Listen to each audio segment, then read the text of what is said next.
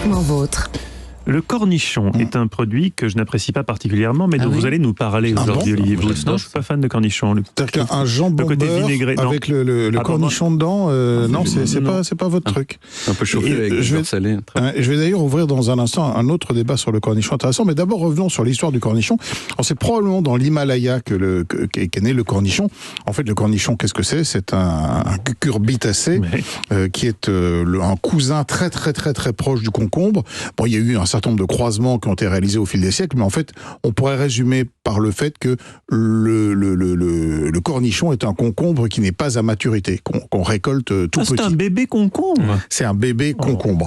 Alors, il a été cultivé en Inde pour la première fois, il a ensuite migré vers la Chine. On pense notamment qu'il a été largement cultivé là-bas pour servir d'alimentation aux ouvriers qui ont construit la muraille de Chine. Ils mangeaient beaucoup de cornichons.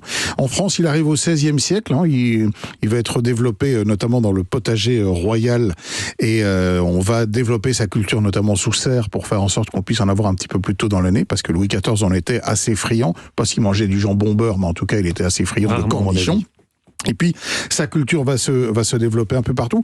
Elle va notamment se développer en Bourgogne, dans la région de Meaux, et même dans la région parisienne, figurez-vous, qui vont donner naissance à différentes variétés, comme le ver petit de Paris, ou le ver fin de Meaux, qui sont des cornichons, et notamment dans la région de Bourgogne, parce que pour faire des cornichons tels qu'on les vend aujourd'hui dans des pots, il faut du vinaigre, et qu'on sait que c'est les régions productrices de vin, qui en général... Donc ça, c'est les cornichons aigre doux.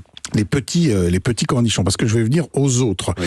Alors, ensuite, il y a eu un drame, en quelque sorte, dans les années 80-90, c'est-à-dire que les grandes entreprises qui produisaient des cornichons sont parties de France. Elles ont totalement délocalisé, essentiellement en Inde, pour une bonne et simple raison, c'est que là-bas, la main-d'œuvre est beaucoup moins chère, et le cornichon est assez coûteux en main-d'œuvre, parce qu'il faut le récolter.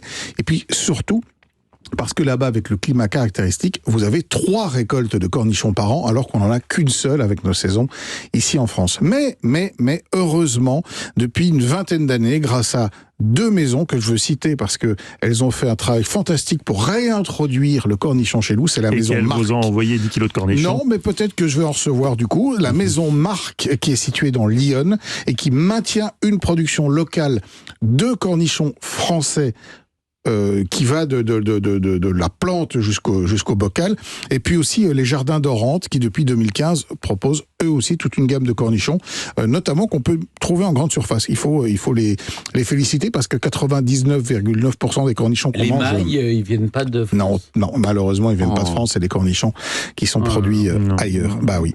Et puis il y a le gros cornichon, vous savez, le fameux le malosol, avec une saveur qui est beaucoup plus douce, qui est préparée dans du saumur.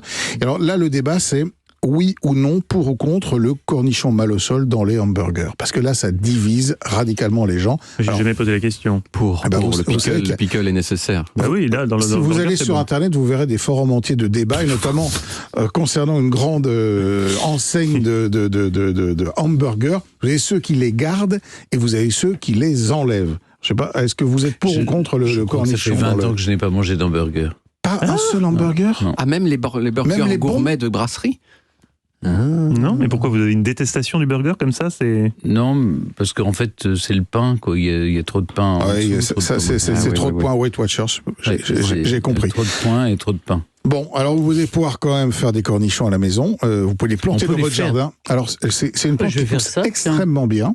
Vous les plantez. Là, ça va être je pense que c'est peut-être un peu tard déjà pour cette année, mais vous pouvez les planter. Ça se récolte entre mi-juillet et le mois de septembre. Peut-être qu'on peut encore le faire.